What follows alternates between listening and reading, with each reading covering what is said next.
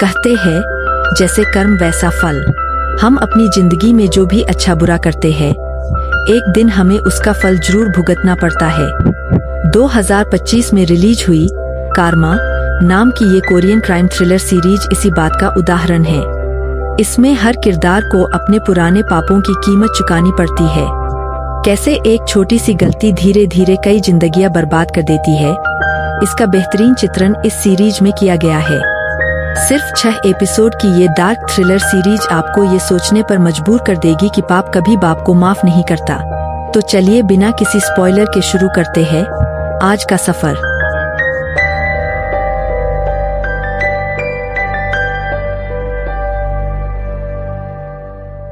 कहानी की शुरुआत में हम एक टूटा फूटा खंडहर जैसा घर देखते हैं और जियांग नाम का एक आदमी दिखाई देता है जिसे एक कुर्सी से बांधा गया था।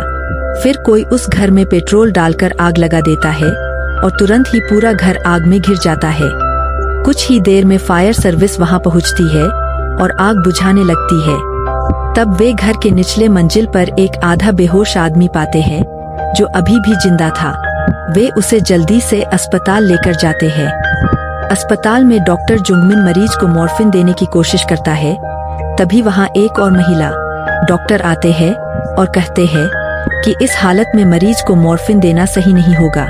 इसे कहते हैं जुइन, जिसके इर्द गिर्द हमारी आज की कहानी है। जुइन फिर जियोंग से कहता है कि हम आपकी इलाज शुरू करेंगे, इसमें आपको बहुत दर्द होगा, आपको धैर्य रखना होगा और थोड़ा सहना होगा। उसके बाद वे उसका इलाज शुरू करते हैं, लेकिन बहुत कोशिश के बावजूद वे जियोंग का चेहरा ठीक नहीं कर पाते। उसका चेहरा पूरी तरह जल चुका था। तब डॉक्टर उससे उसका नाम पूछते हैं तो वो किसी तरह कहता है कि उसका नाम पार्क जियोंग है। और ये नाम सुनते ही किसी वजह से जुइन हैरान रह जाता है। वो नाम लिखते लिखते जा रहा था। तभी जियोंग उसे बुलाकर बोला, तुमने मेरी जान बचाई है डॉक्टर, मैं तुम्हारा दिल से आभारी रहूंगा। चलो अब देखते हैं कि उसकी ये हालत क्यों हुई और कैसे। कहानी की शुरुआत से शुरू करते हैं। हम देख सकते हैं कि जियोंग बहुत सारे कर्ज में डूबा था। दरवाजे के सामने आते हैं तो कर्ज देने वालों ने उनकी कागजात छोड़ दी है। घर आकर वो स्टॉक मार्केट में खरीदे अपने स्टॉक्स चेक कर रहा था कि उनकी कीमत बढ़ी है या नहीं। जियोंग बहुत चालाक लेकिन आलसी था। वो आसान रास्ते से पैसा कमाना चाहता था। उसकी जिंदगी बिखरी हुई थी, ना कोई उम्मीद, ना कोई निराशा। उसका जिंदगी में कोई मकसद नहीं था। उस वक्त एक कर्जदार उसे कॉल कर रहा था जिसे उसने अपने फोन में बस्टर नाम से सेव किया था। जियोंग उसकी कॉल्स नहीं उठाता था। सुबह भी जब वो कॉल करता तो जियोंग उसे अनदेखा करके ड्रिंक करने लगता। तभी वहीं पर लोन शार्क नाम का वो कर्जदार आ जाता है। उसे देखकर जियोंग बहुत डर जाता था। लोन शार्क का नाम जियोंग ने बस्टर्ड रख दिया था। ये देख के वो गुस्सा होकर उसे पकड़ लेता है। फिर उसे एक छुपे हुए जगह पर बांध दिया जाता है। वहाँ एक डॉक्टर किसी इंसान का शरीर काटकर उसके गोर्गन निकाल रहा था। ये देखकर जियोंग डर के मारे चिल्लाने लगता है। बेचारा रोते हुए कहता है उसे कुछ दिन का वक्त देना चाहिए, वो अपना सारा पैसा लौटाएगा। लोन शार्क फिर उसके फोन में 30 दिनों का कैलेंडर सेट करता है और कहता है कि अगर वो इन 30 दिनों में पैसा वापस नहीं कर पाया तो वो उसके शरीर के अंग काटकर बेचकर अपना पैसा वसूल करेगा और फिर उसे गाड़ी से सड़क के बीच में फेंक दिया जाएगा। जियांग बहुत डर गया था। वो डर के मारे रोने लगा और उसकी तबीयत खराब हो गई। कैलेंडर में उसने देखा कि एक दिन पहले ही निकल चुका है। सुबह वो एक कंपनी में मजदूरी करने गया, फैक्ट्री के स्टोर रूम में। मैनेजर ने देखा कि एक मजदूर पर चिल्ला रहा था और तब उस चीनी मजदूर जिसका नाम जांगिल था, उसने अपने मैनेजर को बहुत डराया। ये सब कुछ जियोंग छुप छुप कर देख रहा था। फिर जिंग ने उस चीनी मजदूर के हाथ पर एक टैटू देखा। टैटू के बारे में उसने गूगल पर सर्च किया और पता चला कि ये किसी बड़े गैंग का निशान है, जिसे देखकर वो हैरान रह गया। उसके बाद जियोंग को उसके पिता की तरफ से कॉल आया कि उसके पिता का एक एक्सीडेंट हो गया है। इसके बाद जियोंग अपने पिता को देखने उस अस्पताल की तरफ निकल पड़ा। अस्पताल पहुंचकर मिस्टर किम नाम का एक आदमी उससे बात करने आया। असल में इस आदमी की कार से उसके पापा की एक्सीडेंट हो गई थी। इसलिए वो सेटलमेंट करना चाहता था। तो मिस्टर किम ने जियोंग को 5 मिलियन दिए, लेकिन जियोंग वहां से 2 मिलियन अपने पास रख लिया और अपने पापा को 3 मिलियन दे दिया। जियोंग फिर अपने पापा से बाकी पैसे मांगने लगा और बोला कि इस बार वो सच में मुसीबत में है, लेकिन उसके पापा पैसे देना नहीं चाहते क्योंकि जियोंग पहले ही उनसे काफी पैसे ले चुका है। तभी वहां जियोंग के पापा के पड़ोसी मिस्टर पार्क आ गए। मिस्टर पार्क जियांग का बहुत ख्याल रखते थे। जियांग सोचता था शायद ये उसके पापा की गर्लफ्रेंड है। जियांग कहता है, अब समझ में आ रहा है कि पिछले कुछ महीनों से तुम मुझे पैसे क्यों नहीं दे रहे। ये कह के वो वहां से चला जाता है। बाहर आकर मिस्टर किम से कहता है कि उसने सब कुछ सामने ला दिया है। तब जियांग मिस्टर किम से कहता है, क्या मैं तुम्हें बेवकूफ समझता हूँ? तुम्हारा चेहरा देखकर ही पता चल रहा है कि तुम नशे में गाड़ी चला रहे थे। मुझे और 5 मिलियन ओम दे दो। मैं किसी को नहीं बताऊंगा कि तुम नशे में गाड़ी चला रहे थे। मिस्टर किम कुछ कहने लगता है तो जियांग कहता है, क्या मैं पुलिस में रिपोर्ट लिखवा दूं फिर? मिस्टर किम के पास और कोई रास्ता न था, इसलिए वो उस पैसे को देने के लिए राजी हो गया क्योंकि उसे पुलिस की झंझट चाहिए नहीं थी। इसके बाद जियानोंग अपने पापा के अपार्टमेंट पर गया। उसके पापा ने उसे फोन करके कहा कि वो उस लड़के के खिलाफ रिपोर्ट करेगा क्योंकि उस लड़के ने सेटलमेंट में उसे बहुत कम पैसे दिए थे। फिर जियानोंग ने अपने पापा के कमरे में पैसे ढूंढने शुरू किए। एक रोलेक्स ब्रांड की घड़ी और सारा पैसा जो मिला सब ले लिया। उसके बाद उसे एक दस्तावेज मिला जो उसके पापा का लाइफ इंश्योरेंस था। उसके पापा ने 500 मिलियन वोन का एक लाइफ इंश्योरेंस करवाया था और यह देखते ही जियांग के दिमाग में एक शैतानी आइडिया आया। वो मन ही मन सोचने लगा, अगर मैं बच गया और पापा का 500 मिलियन मिल गया तो मेरी सारी जिंदगी की परेशानियां खत्म हो जाएंगी। लेकिन उसके पापा के जिंदा रहते जियांग को वो पैसा कभी नहीं मिलेगा, पर उसे पैसा 1 महीने के अंदर चाहिए था। उसने मिस्टर किम को गाली देते हुए कहा, ये बेवकूफ कहाँ से आया? उस दिन अगर मैंने उस बूढ़े को गाली देकर मार दिया होता तो कम से कम मैं तो बच जाता। तभी कुछ हाई स्कूल के लड़के रास्ते में उससे सिगरेट मांगने लगे। ये देखकर जियांग हंस पड़ा और बोला, लगता है गही भी हाई स्कूल आज भी वैसा ही है जैसे पहले था, वैसे ही है। स्कूल के सारे लड़के थोड़े बदतमीज है। वो कहते हैं कि तुम भी इसी स्कूल में पढ़ते थे। जियांग ने कहा हाँ। फिर वो उन्हें सिगरेट तो नहीं देता, उल्टा मारपीट कर उन्हें भगा देता है। घर जाते वक्त एक अंधेरी गली होती है। वहां से गुजरते वक्त अचानक लड़कों ने उसे पीछे से हमला कर दिया। फिर उन्होंने उसे मारा और उसकी सिगरेट ले ली। उसकी घड़ी लेने की कोशिश भी की, लेकिन वो खोल नहीं पा रहे थे, इसलिए उन्होंने उसे मारकर वहां से चले गए। जियांग वहीं बेहोश हो गया। उसके बाद एक डॉक्टर ने जियांग के शरीर को चीरते हुए एक ऑपरेशन किया। तभी अचानक जियांग डर के मारे चिल्ला उठा। उसे समझ आ गया कि ये उसका सपना था। फोन ऑन किया तो देखा कि 2 दिन बीत चुके थे। उसका पिता पुलिस से बात कर रहा था और अपराधियों को पकड़ने के लिए कह रहा था, लेकिन पुलिस कह रही थी कि उस गोलीबारी में किसी के मरने की उम्मीद नहीं है और वहां कोई सीसीटीवी कैमरा भी नहीं लगा है, इसलिए अगर जियांग कुछ नहीं बताएगा तो वे उन्हें पकड़ नहीं पाएंगे। ये सब बातें जियांग ने सुन ली। पुलिस ने हमलावरों के बारे में पूछा, लेकिन जियांग ने कहा कि उसे कुछ याद नहीं। ये कहकर उसने सारी बातों को अनदेखा करते हुए जल्दी से वहां से निकल लिया, क्योंकि उसके पास ज्यादा वक्त नहीं था। जियांग बाहर, ऐसा लगता है कि उस गली में कोई कैमरा नहीं लगा है।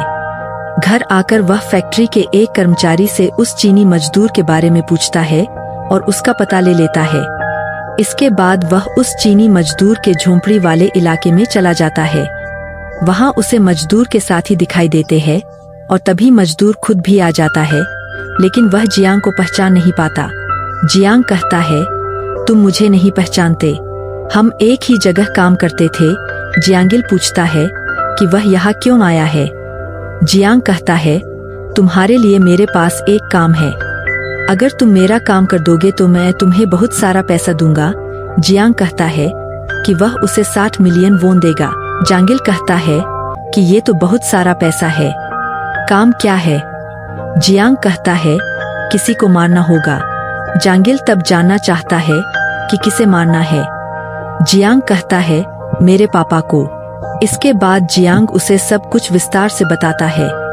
वह कहता है कि मेरे पापा हर शुक्रवार एक चर्च जाते हैं और उस चर्च जाने के लिए उन्हें एक सुनसान गली से गुजरना पड़ता है।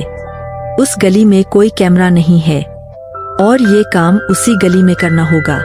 जियांग उसे आगे बताता है कि ये हत्या इस तरह से करनी है कि लगे ही नहीं कि हत्या हुई है।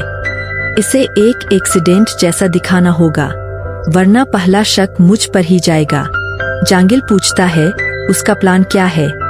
जियांग कहता है उस गली में गाड़ी, वो इंतजार करेगा और जैसे ही उसे देखेगा मार के चला जाएगा ताकि लगे जैसे हिट एंड रन केस हो।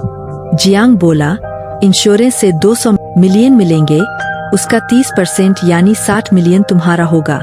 काम खत्म होने के बाद पैसा मिल जाएगा। जांगिल बोला मैं तुझ पर भरोसा क्यों करूं। जियांग तब उसे एक रिकॉर्डर दिखाकर बोला जो कुछ भी हमने अभी तक कहा है सब रिकॉर्ड हो गया है। फिर उसने वो रिकॉर्डर उसे दे दिया। जांगिल उठकर ड्रिंक डालने लगा और बोला अपने पिता का ठेका दे रहा है। जियांग बोला क्यों, तुझे कोई दिक्कत है। वह बोला बिल्कुल नहीं, मैं तो इस बात से खुश हूँ। सुनकर लगता है ये जांगिल भी कम पागल नहीं है। खैर कुछ दिन बाद जियांग अस्पताल से बाहर निकलता है और देखता है जांगिल उसके लिए बैठा है। जियांग उसे एक चिट्ठी देता हुआ चला जाता है। इसके बाद दोनों मिलते हैं। जियांग उस पर गुस्सा हो जाता है और कहता है हमें ऐसे खुलेआम नहीं मिलना चाहिए था। मैंने तुम्हें पहले ही कहा था जब तक काम खत्म नहीं होता हम नहीं मिलेंगे। जांगिल कहता है मैंने कुछ पता लगाया है, इंश्योरेंस का पैसा 200 मिलियन है या 500 मिलियन, और 500 मिलियन का 30% मतलब 150 मिलियन होता है। मुझे मेरा 150 मिलियन चाहिए। अगर डील कैंसिल हो जाए तो जियांग भले ही गुस्सा हो जाए पर कुछ कर नहीं पाता। वो बस मान जाता है और कहता है कि कल रात तक काम पूरा कर दूंगा। तब जांगिल उससे पूछता है कि कल क्या करेगा। जियांग कहता है कि मैं कल बहुत व्यस्त रहूंगा। अगले दिन शाम को जियांग ड्रिंक के लिए एक घर जाता है और अपने एक दोस्त को भी साथ ले आता है। दोनों काफी देर तक ड्रिंक करते हैं। तभी उसके दोस्त के घर से फोन आता है जिससे वो जाना चाहता है। जियांग उसे रुकने के लिए बहुत मनाता है क्योंकि वो चाहता था कि वो पुलिस को ये बता सके कि उस दिन और उस वक्त वो अपने दोस्त के साथ व्यस्त था। जियांग एक रेड लाइट एरिया में आता है और जाते वक्त वो बार बार उन लड़कियों से कहता है कि वे उसे कभी ना भूलें। फिर वो एक कैफे में जाकर बैठता है और एक महिला वेटर की तरफ मिठास से मुस्कुराता है जैसे कि लड़की उसकी बात याद रखे। उसके बाद वो YouTube पर वीडियो देखना शुरू कर देता है। इसी बीच हम जियांग के पापा मिस्टर पार्क को देखते हैं। वो उस अंधेरे इलाके से लौट रहे होते हैं। जांगिल उन्हें देखता है और पूरी रफ्तार से अपनी गाड़ी से टक्कर मार देता है। फिर उतरकर चेक करता है कि वो जिंदा है या मर चुका है। इस बीच जियांग पूरी रात उसी कैफे में बैठा रहता है और सुबह वो घर वापस आ जाता है। इसके बाद जियांग काम पर चला जाता है। जांगिल को कॉल करता है लेकिन उसे नहीं पाता। रामयान खा रहा होता है। तभी अचानक पुलिस स्टेशन से कॉल आता है और बताया जाता है कि उसके पिता मिस्टर पार्क का एक्सीडेंट हो गया है जिसके चलते वो मर गए हैं। फिर जियांग बाथरूम में आकर पुलिस के सामने अपने पिता की मौत पर कैसे रोएगा इसकी प्रैक्टिस करने लगता है। इसके बाद वो अपने पिता को देख नाटक की तरह रोना शुरू कर देता है। खैर फिर इंस्पेक्टर उससे कहता है कि कल रात उसके पिता का एक्सीडेंट हुआ था। जियांग पूछता रहता है कि ये काम किसने किया है। पुलिस कहती है कि उनके पास अभी तक अब तक कोई सबूत नहीं मिला है। जियांग कहता है तो आप लोग क्या कर रहे हो, अब तो हर जगह CCTV कैमरा लगा है। इंस्पेक्टर कहता है कि उस गली में कोई CCTV कैमरा नहीं था और ये केस हिट एंड रन वाला नहीं लग रहा। ऐसा लग रहा है कि किसी ने जानबूझकर तुम्हारे पापा को धक्का मारा है। ये सुनकर जियांग सोच में पड़ जाता है। इंस्पेक्टर कहता है कि एक शख्स ने देखा है कि जब मिस्टर पार्क को गाड़ी से टक्कर लगी तब ड्राइवर भागने की बजाय गाड़ी रिवर्स करके मिस्टर पार्क को फिर से टक्कर मारता है। इतना ही नहीं, वह उतरकर चेक भी करता है कि तुम्हारे पापा जिंदा है या मर गए हैं। जब ये सुनते ही जियोंग के माथे पर हाथ पड़ गया। उसका पूरा प्लान पानी में गिर गया।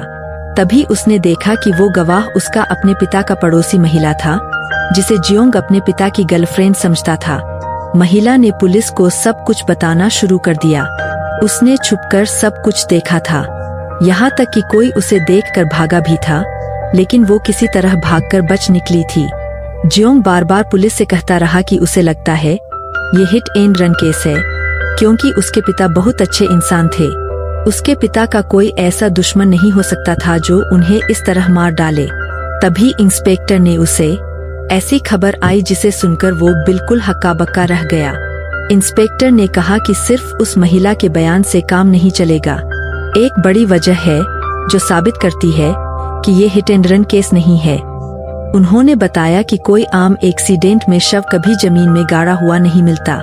हमें आपके पिता का शव पहाड़ की चोटी पर मिला है, किसी ने उसे मारकर वहीं छुपा दिया था। ये सुनते ही जियोंग जोर जोर से चिल्लाने लगा और रोने लगा। वो दिल ही दिल में जांगिल को गालियां देने लगा। फिर दिखाया गया कि मिस्टर पार्क का शव पुलिस ने पहाड़ की चोटी से कैसे निकाला। मैंने एक ब्लॉगर को देखा। लड़की पहाड़ों में हाइकिंग का एडवेंचर वीडियो बनाती है। वो अपनी सारी चीजें पैक करके वहां से निकलने लगती है और वीडियो बनाती रहती है। तभी उसे कुछ आवाजें सुनाई देती है। वो एक जंगली कुत्ता देखती है। कुत्ता उसे देखकर भाग जाता है। लड़की तब देखती है कि कुत्ता क्या खा रहा था। तब वहां लड़की को एक शव दिखता है, जिससे वह बहुत डरी हुई हो जाती है और तुरंत पुलिस को खबर कर देती है। इसके बाद हम एक डॉक्टर को देखते हैं जिसका नाम सांगुन है। सांगुन एक रेस्टोरेंट में अपनी गर्लफ्रेंड का इंतजार कर रहा था और मन ही मन सोच रहा था। मेरे एक दोस्त ने कहा था कि आदमी अपनी पसंद की लड़की पाने के लिए पैसा कमाता है। ये सुनकर मैं उससे मजाक करता था, लेकिन अब लगता है वो सही था। फिर हम उसकी गर्लफ्रेंड यूजोंग से मिले।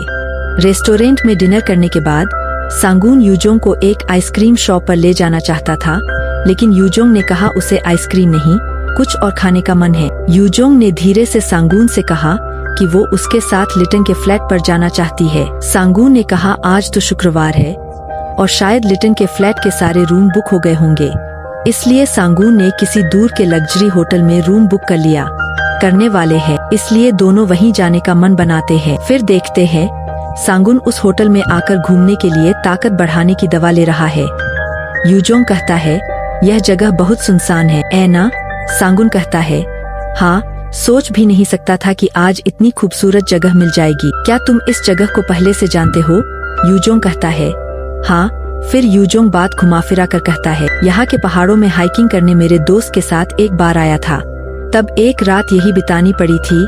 यूजोंग सांगुन से ड्रिंक्स लेने को कहता है, लेकिन वह ड्रिंक्स नहीं लेना चाहता क्योंकि उसने अभी अभी दवा ली है। लेकिन यूजोंग उसे जबरदस्ती ड्रिंक्स पिलाता है और फिर काम खत्म होने के बाद आधी रात को यूजोंग को उसके सबसे अच्छे दोस्त का कॉल आता है और उसे पता चलता है कि उसके दोस्त के पिता का निधन हो गया है, इसलिए यूजोंग को तुरंत जाना होगा। सांगुन ड्राइवर को कॉल करने जाता है तो यूजोंग कहता है इतनी रात को ड्राइवर कहाँ मिलेगा? सांगुन कहता है कि मैं ड्राइव नहीं कर पाऊंगा क्योंकि मैं नशे में हूँ। यूजोंग गुस्से में कहता है ठीक है, तुम आराम करो, मैं टैक्सी पकड़ के चला जाता हूँ। तब सांगुन उसे बुलाता है और कहता है लगता है अभी कहीं पुलिस नहीं है, तो चलो मैं तुम्हें तुम्हारे दोस्त के घर छोड़ देता हूँ। जाते वक्त यूजोंग उससे माफी मांगता है कि उसके ऊपर गुस्सा होने के लिए। फिर वो सांगुन को गाड़ी के अंदर ही सिड्यूस करने की कोशिश करता है। सांगुन कहता है इस तरह करने से हमारा नुकसान हो सकता है, मैं आगे गाड़ी पार्क कर रहा हूँ। लेकिन यूजोंग उसकी कोई सुनता ही नहीं और गाड़ी चलाते हुए उसे चूमने लगता है। तभी अचानक उनकी गाड़ी को कुछ टक्कर लगती है और दोनों बहुत डर जाते हैं। यूजोंग पूछता है ये क्या था? क्या कोई हिरन था? सांगुन डरे हुए कहता है नहीं लगता, शायद कोई इंसान था। फिर सांगुन बाहर निकलकर चेक करता है और देखता है कि वह आदमी मर चुका है गया और हम हैरान रह गए ये देखकर कि जियोंग के पिता की लाश यहाँ कैसे आई, जो हम कहानी में थोड़ा और गहराई से समझ पाएंगे। सांगुन तब बहुत ज्यादा घबराया हुआ था। यूजोंग बाहर आकर जानता है कि आदमी मर चुका है। तुरंत ही वह 911 पर कॉल करना चाहता है, लेकिन सांगुन उसका फोन छीन लेता है और कहता है तुम पागल तो नहीं हो गए? तुम तो जानते हो मैं नशे में हूँ। अगर ये साबित हुआ कि मैंने नशे की हालत में ड्राइव किया तो मेरा करियर खत्म हो जाएगा। तुमने ही तो मुझे ड्रिंक्स के लिए जोर दिया था और अब तुम पुलिस को कॉल करना चाहते हो। ये क्या बात हुई? लेकिन यहीं से हमें इस डॉक्टर के साइकोपैथ होने के सुराग मिलने लगते हैं। तभी वहाँ वे लोग एक कार आती देखते हैं, इसलिए वे दोनों लाश को कार के पीछे छिपा देते हैं। और जब वो कार रुकती है और उसमें बैठे 2 लोग उन्हें देखते हैं तो वे लोग कहते हैं कि उनकी छोटी सी एक एक्सीडेंट हो गई है। कार इंश्योरेंस में उन्होंने कॉल किया है, वे अभी आ जाएंगे। इसलिए वे दोनों वहीं से निकल जाते हैं। लेकिन जाते वक्त लड़के ने लड़की से पूछा, तुमने उसकी कोई फोटो तो नहीं ली? लड़की बोली, फोटो लेने का मौका ही नहीं मिला। ऊपर से वो महिला भी हमें देख रही थी और उनकी इन बातों से हम समझ जाते हैं कि वे किसी न किसी वजह से सांगुन पर नजर रख रहा था, जो हमें थोड़ी देर बाद पता चलेगा। फिर सांगुन उस लाश को खींचकर अपनी गाड़ी की डिग्गी में रखता है। इरोजंग बार बार उससे पूछता रहता है कि अब वह इस लाश के साथ क्या करने वाला है। सांगुन कहता है, इसे जमीन में दफना देना होगा। इतनी रात को यहाँ कोई देखेगा नहीं। मैं इसे पहाड़ की चोटी पर जाकर दफना दूंगा, नहीं तो मेरी जिंदगी बर्बाद हो जाएगी। सांगुन काफी घबराया हुआ था। इरोजंग बार बार पुलिस को सूचित करने की बात करता रहता है। सांगुन उसे समझाने की कोशिश करता है। तभी वहाँ वे एक आदमी को देखते हैं जिसका नाम बुंगजून है।